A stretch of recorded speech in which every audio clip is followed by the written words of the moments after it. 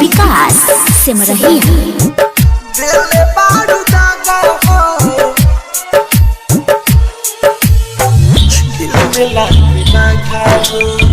presented by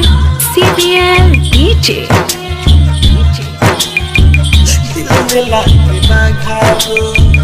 दिल बारू दागा हो दिल में लागे बागा हो दिल बारू दागा हो दिल में लागे बागा हो दुनिया बिरान लागे दुनिया बिरान लागे जान तुहरा आगा हो जान तुहरा आगा हो दिल बारू दागा हो दिल में लागे बागा हो दिल बारू दागा हो दिल में लागे बागा हो दुनिया बिरान लागे दुनिया बिरान लागे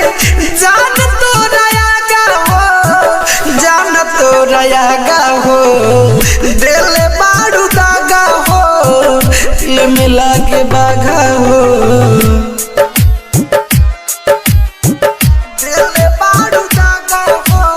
डीजे विकास सिमरहिया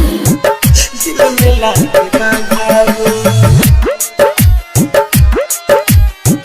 दिल बारू दागा हो दिल में लागे बागा हो कवनो न मतलब अब हमरा से रखेलू पीछे पीछे चली लेना एको बेर ताकेलू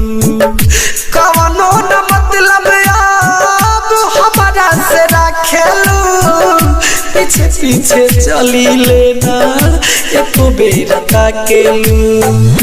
जिंदगी उजाड़ गइल जिंदगी उजाड़ गइल टूटल प्रेम के धागा हो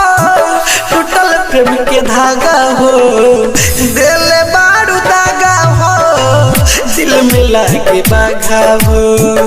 दिल बारू दागा हो दिल में लागे बागा हो दिल बारू दागा हो डीजे विकास सिमरहिया दिल में लागे बागा हो दिल बारू दागा हो दिल में लागे बागा हो समझा परे दिया बाबा उजैन हरदम रहता रे अब तो बेचैन समझा परे दिया बाबा उजैन हरदम रहता रे अब तो बेचैन रंजीत राही नहीं रंजीत राही नहीं सोचले आगा हो सोचले आगा हो दिल बारू दागा हो दिल में लागे बागा हो दिल बारू दागा हो दिल में लागे बागा हो Mixed by CBL Records.